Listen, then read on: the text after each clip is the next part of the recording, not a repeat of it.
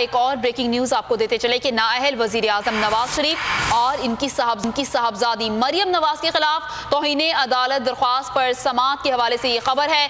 Islamabad high court ने दरख्वास्त गुजार के वकील को यह हुक्म दिया कि एहतसाब अदालत को दी हुई दरख्वास्त और ऑर्डर की कॉपी अदालत में जमा करवा दें। अहम खबर है जिससे आपको आगाह किया जा रहा है। बात करेंगे बोल न्यूज के नुमाइंदे शहजाद अली से। शहजाद, मजीद इस हवाले से क्या तफसीलात बताएंगे आप?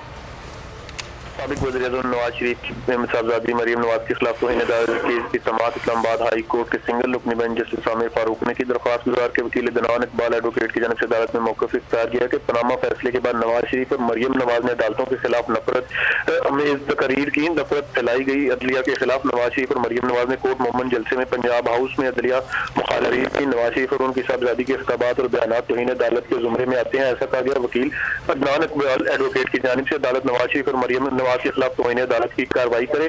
17 जनवरी 2018 को इस्लाम अदालत से नवाज शरीफ के खिलाफ रुजू किया गया था। इस्लाम अदालत के जज ने कहा कि मेरी अदालत में नवाज शरीफ ने कोई ऐसी तकरीर नहीं की, ऐसा कहा गया। दनान इकबाल एडवोकेट की जानिब से अदालत ने समाअत जो है 2 हफ्तों के लिए मुलतवी करते हुए इस्लाम अदालत को दी गई दरख्वास्त और ऑडियो कॉपी जो है वो जमा करवाने का हुक्म भी दे दिया। जी ठीक है शहजाद अली, अपडेट कर रहे थे, बहुत शुक्रिया आपका।